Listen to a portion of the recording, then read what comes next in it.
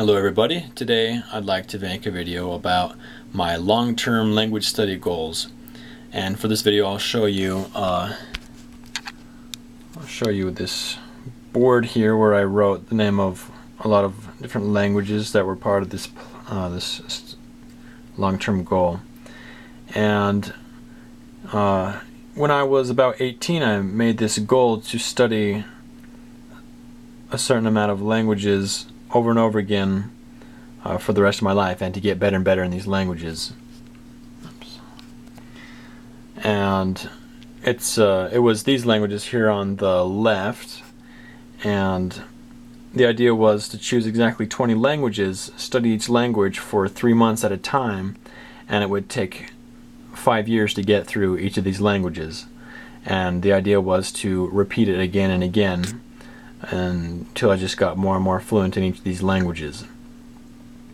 At first I was thinking I could just study, all languages just kind of on the fly whenever I felt like it, but then I realized I'd never really get any good at the languages. And for me it's important not only to know about the language but also to be able to speak it pretty well. And that was just one of my desires. And I'll go through each of these languages real quick and explain why it was on this list that I made when I was 18. And so here they are. So first there is Arabic, Arabi, and which is a very spoken language. In fact, if I was to specialize in 3 languages, I would specialize in Arabic, Chinese, and Russian. And I just felt like those 3 languages would open up a lot of career options. I'm not really sure if they actually would, but they would just be the most interesting to me. 3 very different languages in different parts of the world. So first there's Arabi, Arabic. Next one, 中文, Chinese.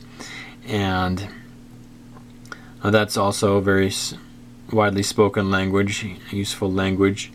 The third one is Suomi, that's Finnish. And the reason I wanted to learn Finnish was just because I didn't really have any other Uralic languages on this list, and wanted to have at least one.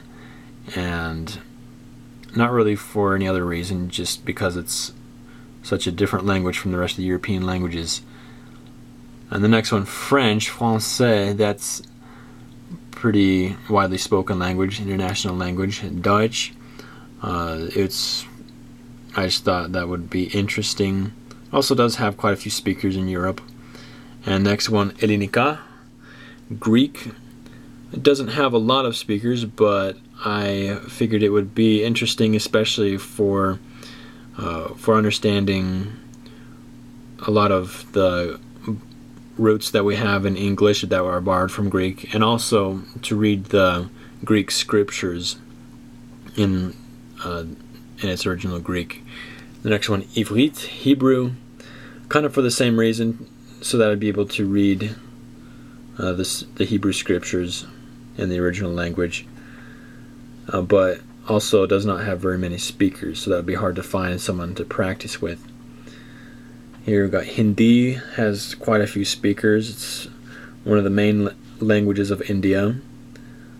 And next we have Italiano, Italian, has a few speakers in Europe, and a pretty well-known language.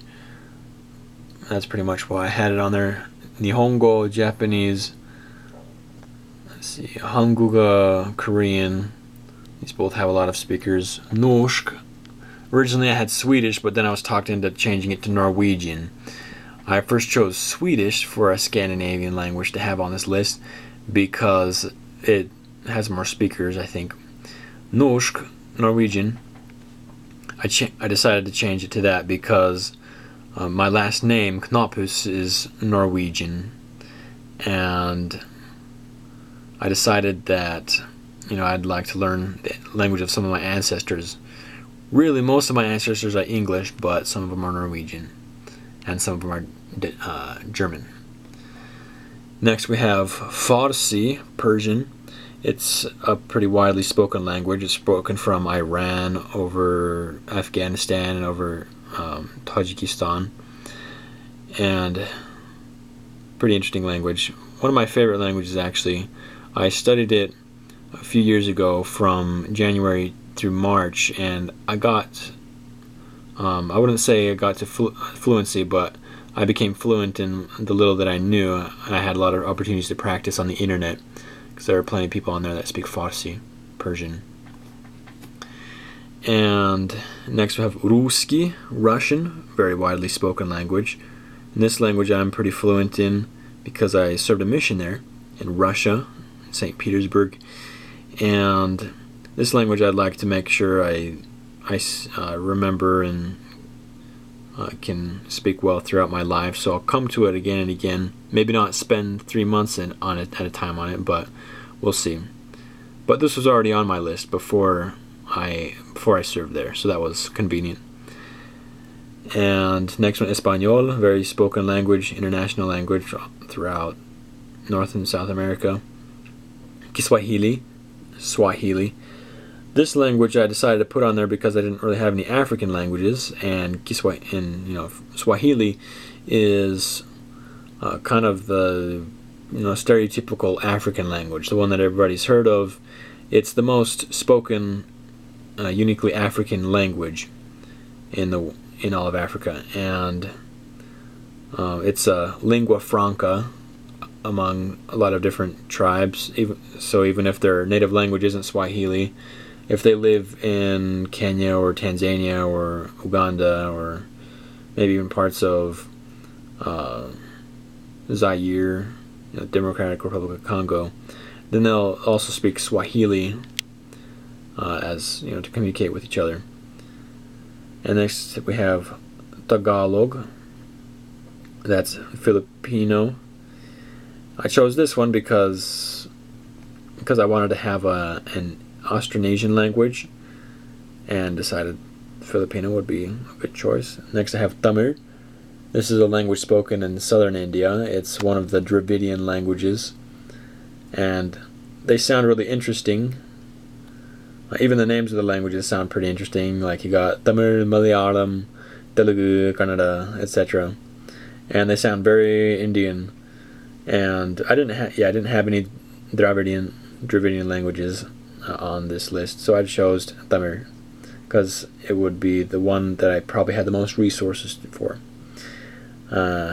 Next on the list there was Thai, Pasa Thai, and I put that on there because I didn't have any Southeast Asian languages, so I put Thai there to represent Southeast Asian languages. And also I had the opportunity to spend a lot of time with a certain Thai friend named Pavinwa, and I practiced with him a lot. I didn't learn a lot of words, but I practiced a lot what few words I knew. And so I figured Thai would be one that I would want to improve throughout my life. And last, number 20, there's Türkçe, Turkish. I don't have any other Altaic languages on here, unless Japanese and Korean count as Altaic. Türkçe, but yeah, there's a lot of people that speak Turkish or something similar, and that was a language I wanted to have on there. But if we look on the right side of this list, this is a list that I recently made because right now I'm studying Finnish. Nyt minä opiskelen suomea. Right now I'm studying Finnish. But there aren't a whole lot of people to practice Finnish with, both on Shared Talk or italki or anywhere. I can't really find a lot of Finnish people to talk to. And I remember back when I was studying French or Chinese, and I remembered I would go on any time, and even if there weren't any people on my Skype that really felt like talking right now, I could always go on to Share Talk and find at least one other person that I could add that would be willing to talk at the moment in Chinese or French.